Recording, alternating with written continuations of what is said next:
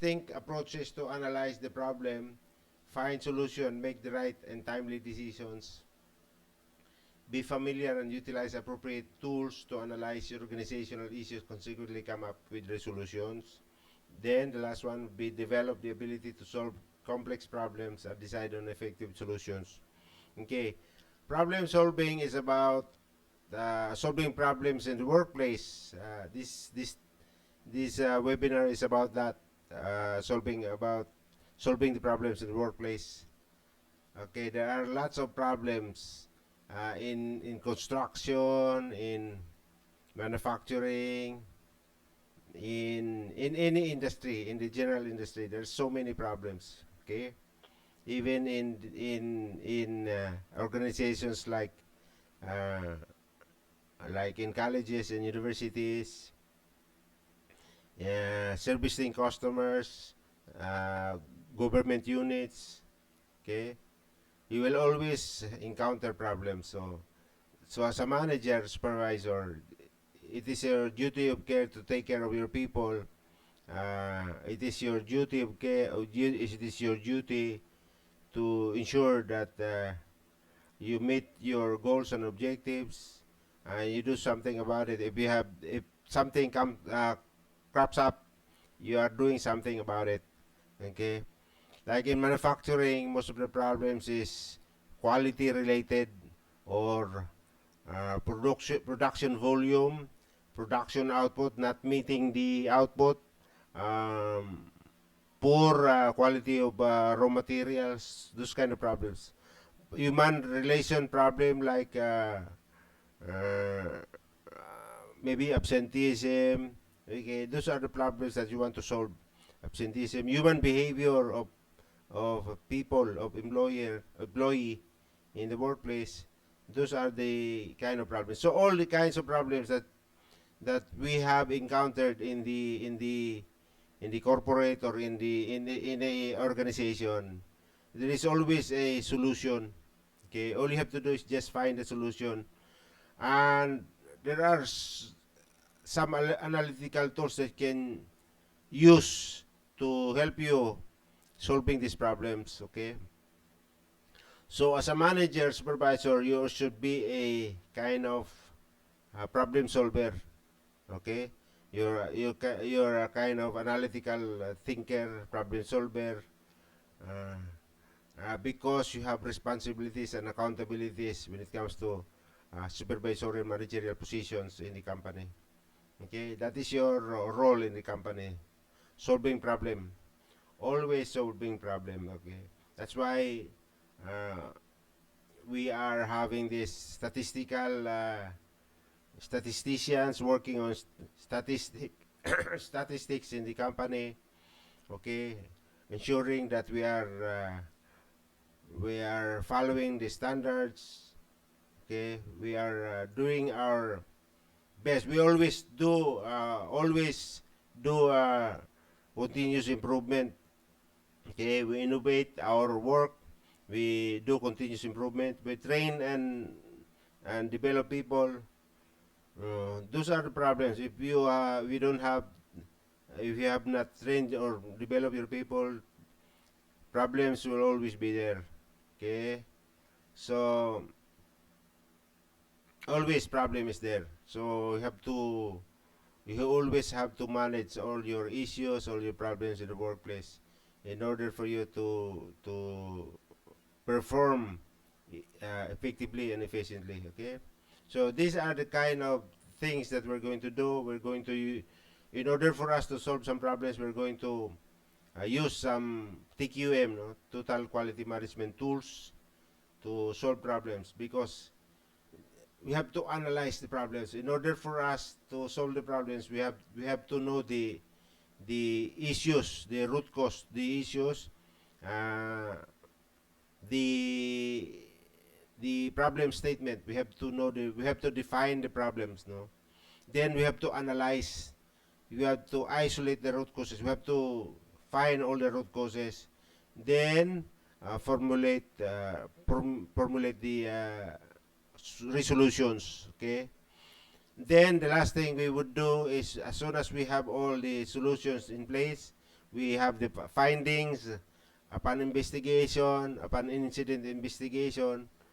We have all the findings and we have all the data. Okay, we source all the data from different sources, and then we have the resolution. Then that would be the time that we are going to make it, the decision. Okay, decision making. So as supervisor managers, when you apply for a job, uh, especially in the manufacturing sector, they're very strict. So they're always asking for whether you have this competency, the problem solving and decision making. Okay.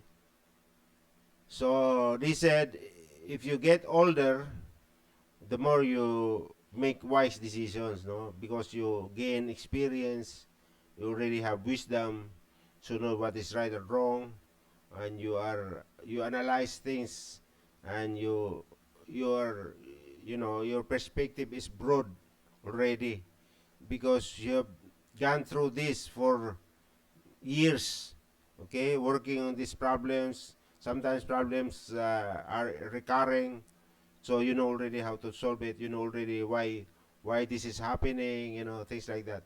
So it's easy if you get used to it. It's easy for you to analyze things. No. So, but still, you need some tools to help you out solving these problems and consequently make decision making. Okay. So, okay, the question I would ask is what is problem? Okay, we have to know what the definition of problem first before we even solve problems. Okay, a situation or condition needs solving, uncertainty of issues. Okay, you're not sure. You know, sometimes when we attend meetings, management committee meetings or technical committee meetings. Okay, there are issues raised by other people. You know, sometimes you'll be surprised. Like for example, if you are working as a manager, production manager in the manufacturing, and then okay, all of a sudden one manager will raise an issue. Oh, the issue is like this. You have problems in the production. We have problems in the raw materials. We have problems like this. You have problems in terms of the supply chain. Okay, we have the problems in terms of the warehousing operations, you know. Then you'll be surprised why there's problem like this, why problem like that. So you'll be caught off guard. Uh, Me, I was always caught off guard in the meeting. That's why when you attend meeting, you have to be prepared, okay? And you have to anticipate all the issues that will be thrown at you in your face, okay? So sometimes you get nervous, no? You get anxieties when you are attending. Me, I always get anxieties, especially when it comes to attending excom, executive committee meetings. No? Some senior managers will raise some issues, and you are not prepared. Okay, because why you did not solve your own problem. Yeah, that's why you're not prepared. Especially when it comes to workflow process in your workplace, you don't know what's going on, why problems occur. So you are caught off guard in the meeting. So you must be prepared. You must be proactive. No? Whenever there are issues, because usually in the meetings, especially in committee meetings, some guys from the warehouse will raise issue. Some guys from the engineering will raise issue. Some guys from the maintenance will raise issue. And this ratio, these issues pertains your capability of solving problems. So you have to be, you have to have priorities in solving problems. You have to solve problems always proactively, so that you'll not be caught off guard. No, when you attend meeting, some guys are throwing issues at you in your face. It happens to me many times in the past. People are throwing issues in my face, and majority of the issues are in my department. Like for example, if I'm in production, or for example, you are in the warehouse. So the production guys, uh, they have shortcomings also, and they have problems in terms of meeting their target, and they will make excuse like the problem is with maintenance. They're not maintaining the machinery, the filling machines, the packing machines, the conveyors, the handling machine material, no, land handling equipment, material handling equipment. They're not doing their job. Maintaining all these machines and equipment. And then another excuse is the warehouse side. Okay, they're not uh, issuing all the raw materials in time, on time, okay, and in full. So this is my problem with the warehouse. So there are always uh, argument during the meeting, pointing fingers to everybody. Okay, making so many excuses because they're not doing their job. Okay, they're not really, they're not effective. They lack the skills. They lack the knowledge. They're not doing their own committee meetings. So when the manager attended the executive committee meeting, then he'll be toasted in the meeting. There are many guys I know, managers, always getting toasted by the GM, getting toasted by the CEO. Really embarrassing, no? When you are attending. So, always solve the problem, no? Before you join the meeting, you have to be prepared. You have all the data, you have all the information. Somebody asks you about this process, you know how to answer, You are well versed, so you know all the situation within your area of responsibility. So that would be a good manager if you're doing that. No, be an effective or an efficient manager. Okay. So problem solving process is like defining. You have to define the problem. You have to make some test. No, I'll give you one example of testing. You have problems in the raw materials, giving you wastage or rejection of finished products. So you have to test the materials in terms of the integrity, in terms of the quality. Uh, okay.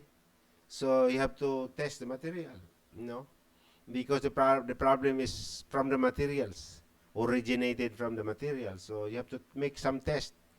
Okay. In health and safety, you have problems. Somebody collapses in the confined space. You have to make some testing the, I call it IDLS, immediately dangerous to life or health, or toxic gases in the confined space. And you're not doing test.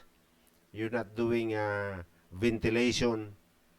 You did not ventilate the space, things like that. That's why you have a big accident, collapsing, asp- uh, uh, asphyxiation issue, mm, or suffocation issue, things like that. No, in quality, you're not doing your testing on raw materials effectively or efficiently. You know, you're not using the right solutions, materials, equipment. Okay, there is lack of supervision. There is lack of knowledge. You're doing some test. Okay, you do uh, trial and error method of solving problems. Then you have to test, no, trial and error. You have to have insights, no, in your problem solving. You have to analyze things. You have to ask so many questions like what, when, why. The five whys, very useful. The five why procedure, no. If you have attended the five whys, very good, no. Because you have to analyze what happened, no, what occurred, like incident in terms of the quality, cross-contamination of products or raw materials, no? Microbe is present in the material or in the products, no? Microorganisms, no? Like salmonella or many other things. Uh, microtoxins, things like that. You have to analyze. You have to know through that. So in this process, you have to ask many questions.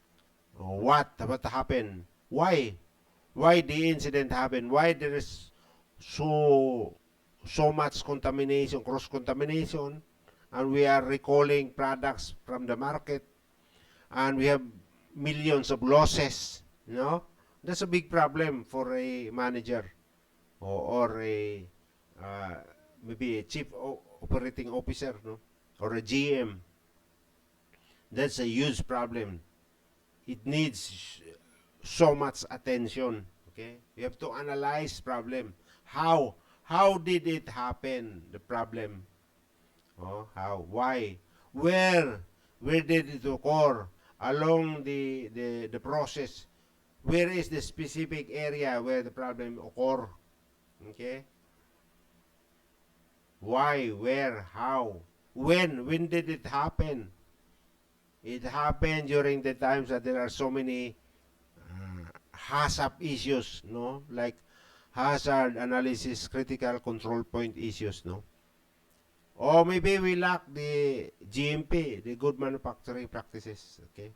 We're not religiously implementing all this.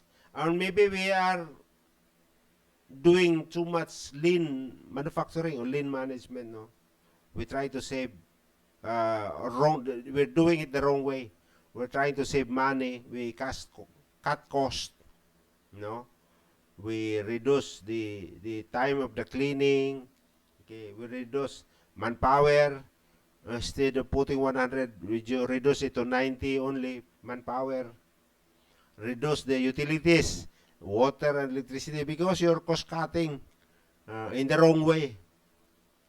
You're saving saving money for the company. At the same time, you're also uh, sacrificing the quality and the output, production output, the yield, production yield. So that is the problem. Comparison. You make comparison with this and that. Okay, you have controls. No, you have samples. Make comparison. Why? No, this is how you get the findings. No, so for you to be able to get the solution. Okay, all right. So the question here, the test is what, when, where, how, analyze, why. Analysis is why. You're asking why. So many why question. Why this? Why did the machine bug down? Because lack of maintenance. Because no people are maintaining it. They have no schedule in preventive maintenance. They have no doing their job. There's no there is no spare parts in the stock room or in the warehouse. So you ask all these questions. Why? Why did we have lack of manpower? In this line, you need 20 people working. It's supposed to be 20. Why there are only 10 people working? Half is missing. Why? The reason is the recruitment are not doing their job. They're not recruiting more people. This is approved as per our organizational structure. We have 20 people in our organization for production line number one. Okay? So, why? The recruitment say, oh, no budget in our recruitment. Or we have problems in terms of availability of these skills in the labor market. So many reasons. So everybody will work together, you know, all these smart people, the smart managers will work together and solve the problems. That's why you convene a technical committee meeting. This is one you know things that you could do to solve problems. No, you discuss in the round table. You make discussions, raise issues, make suggestions. You know, brainstorming. You know, things like that. So this that's how you do it. So this is the problem solving process that we have. Okay, a process of selecting an alternative course of action that will solve a problem. Okay, the first, number one, identify the problem, establish decision criteria, weigh decision criteria, generate alternatives. You don't just go one. Okay, this is good. We implement this. No, that's not how you do it. You have to have more options. You are going to weigh things. Is this better than this one? Is this better than this one? How about this one? How about this one? Try to weigh decision criteria and generate alternatives. Evaluate the alternatives. Which one would you think would work good? Do you think if you implement this uh, criteria number one, is it going to solve problem? Things like that. And then you choose the best alternatives. Make the decision. So that's why when you're hiring or recruiting managers, you look for the experience of a manager. Like for example, if you are recruiting production manager, for example, or engineering manager, for example, or logistics manager, you are looking for experience. Most of the job description that I see include 5 years experience for production manager, middle managers. They are always looking for 5 years. Why they always do that? I have noticed that many times. Nobody is putting 2 years, 3 years, or even 4 years. I always see 5 years. It has become a standard, in recruiting middle managers, like production managers, engineering managers, maintenance manager, even those guys in the administration like finance, HR managers, always looking for 5 years and bachelor's degree, always 5 years and bachelor's degree. You only lower down the years of experience when you go for higher education like masters or PhD, things like that. No, then you can lower down the years of experience.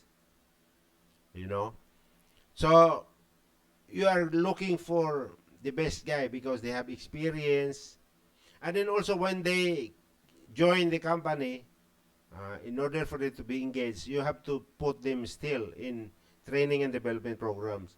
The nature of business, the program, workflow process, the all the methodology in the workplace, standard operating procedure. You still have to put him for a readiness level of employee. That's the purpose of or manager. Not only in terms of the staff, no, the rank and file, even the supervisor managers, you have to put them on a readiness level, a training and development program. Okay?